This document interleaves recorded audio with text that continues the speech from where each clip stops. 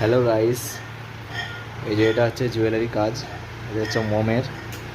এইগুলো এরকম গ্লাসে ঢোকানো হবে, এই গ্লাসগুলো ঢোকানো হবে। তো এগুলো হয়ে যাওয়ার পরে মেশিনে ঢুকে যাবে, প্লাস্টার দেওয়া হবে। তো ফাইনালি তোমাদের কাজ দেখাচ্ছি। ফাইনালি কাজ হচ্ছে এইটা,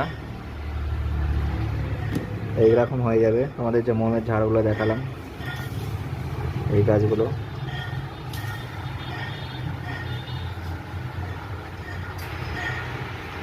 এতে হাড়ের নেকলেস সেট,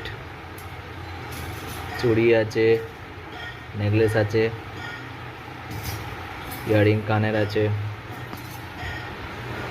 এই যে এখানে তৈরি হচ্ছে নেকলেস।